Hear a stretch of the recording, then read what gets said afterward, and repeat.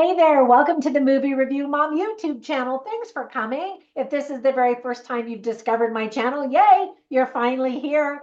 And if you're a returning subscriber, yay, thank you for coming back. My subscribers already know my goal is to save you time and money by giving you the scoop on filmmaking quality and content. So you can decide whether or not you want to spend time or money watching a particular film. So today, the movie I'm reviewing is called The Short Game. This sweet sports movie is being featured at several film festivals, including the Rehoboth Beach Independent Film Festival at public screening on Friday, November 8th.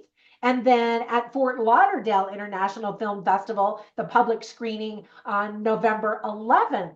And you can go to those film festival websites to learn more about it. And then it'll go to streaming and maybe theaters and all that kind of stuff. But let me tell you a little bit about it. First, it's rated PG. It's an hour and 33 minutes. And my overall movie review mom grade is an A. I thought it was really sweet.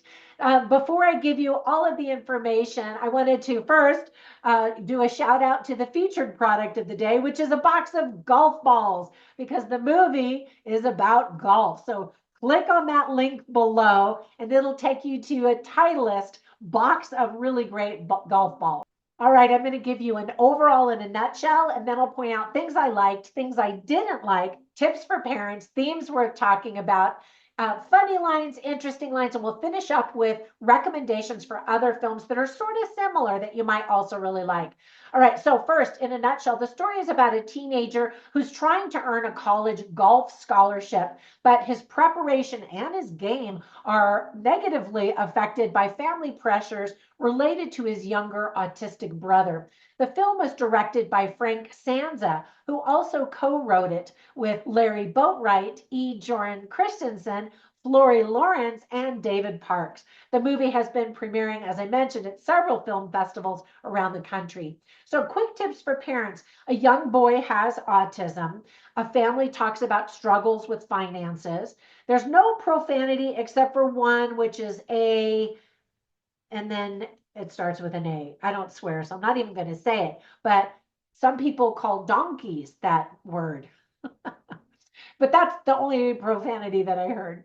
A teenager yells at several people. He's pretty angry, as are most teenagers. Someone dies in the story. There's talk of cancer and chemotherapy. We see a girl's midriff, belly button and some skin in a lot of scenes in the clothes that she wears. We see acts of kindness and the opposite.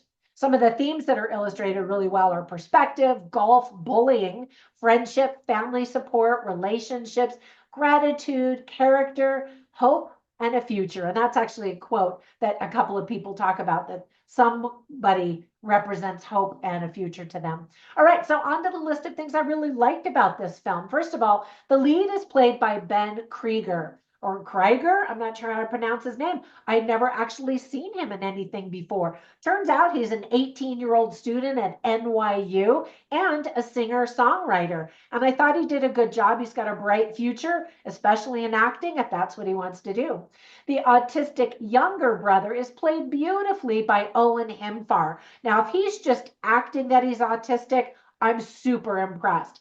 But if he actually is autistic and he was kind of playing his personality, I'm super impressed. He was really great and just such the highlight of the movie, I think. Other cast members include Emma Parks, Tyler Lofton, Catherine Cunningham, Mackenzie Aston, Brandon Gomez, Brody Stowers, Alonzo Waller, and Glenn Morshower. Now, you may not recognize a lot of those names, but some of them, like Glenn, for example, at the end, you'll definitely recognize him if you see him. Now, this doesn't feel like a typical Christian movie, but there are moments when people talk about certain scriptures and their faith to give hope and direction to others. Otherwise, it's very much a basic golf family, teenage, coming of age type of a drama. But I always appreciate that because Christian movies often get a really bad rap for just being so cheesy and not good. And I think that they are generally getting better and better over the years. And I'm Christian, and so I'm always happy to welcome new entries into that genre. I thought that it was really cute to tell the story through the eyes of a teenager who was filming certain scenes in a documentary. Now, the whole movie isn't done that way, but you see how her filmmaking skills are used and often helpful in the events as they occur. And so, of course, I'm all about film, and so I like that little element. And it's just really refreshing to see people do the right thing in movies. Of course, there are jerks who act like just jerks in the movie itself, but then there are those who you want to do well and you're rooting for them, and they've got tough decisions to make. So on to the list of things that I didn't like. Really, I can only think of two things because I really enjoyed the movie. So first of all, don't get the film confused with the other one with the same name that came out in 2013. And you can find it on Amazon. I'll actually click down below. It's also a really cute golf movie about these young 7 to 8-year-old kids that play golf. Anyway, definitely check that out. I'll give you some more recommendations here in just a minute. And then the other thing, it wasn't anything I didn't like, but just a point that I wanted to make is that you can absolutely still enjoy this movie, even if you're not a Christian. You're not going to feel like you've been beat over the head with sermons and all that kind of stuff. Now, whenever I watch movies, I write down funny lines and interesting lines that I hear simply so I can share them with you so you can get a taste for the dialogue, the script writing quality and all of that. Now, there are amusing moments in the film, but no one funny line really stood out. So I didn't write any of those down, but I wrote down a lot of interesting lines. And in fact, you can see all of them on my written review at moviereviewmom.com, but I'll share some of them with you right now. So first of all, Tommy plays the protagonist's best friend, and Tommy's played by Tyler Lofton. He's very wise for his years and always gives great advice and is a really true friend. Great role model for your kids if they're watching and trying to learn how to choose good friends.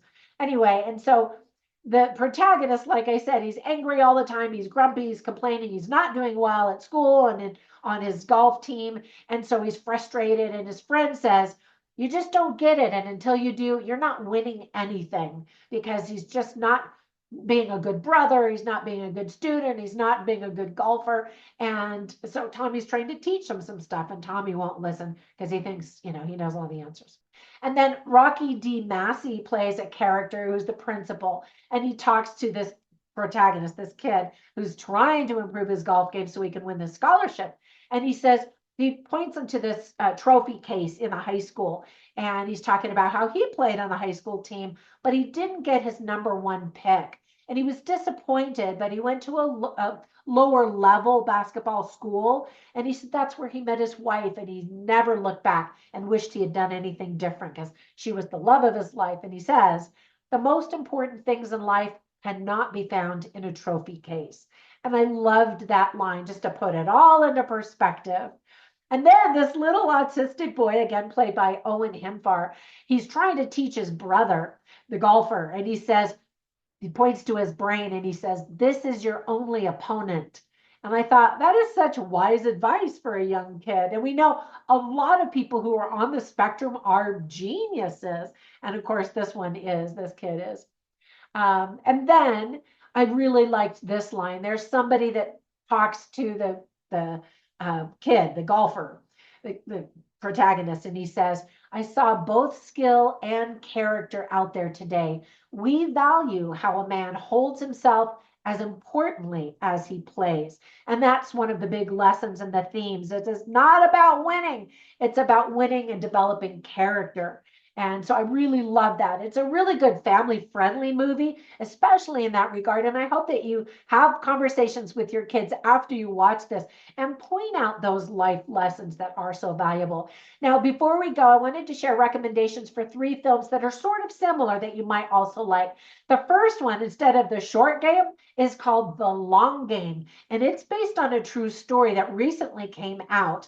Well, as a movie. And I thought it was also really well done. Again, about high school kids learning to play golf, but a lot of them are Mexican Americans. And so it's about racism, and the title, The Long Game, refers to golf, but it also refers to how these Mexican Americans have to work hard. The long game is to receive acceptance in American society. Anyway, I thought it was really well done. Again, it's based on a true story. I'm going to queue that review up. So when you're done watching this, you can watch that one and see if that's another one that you're interested in. I think you'll like it if you like this one.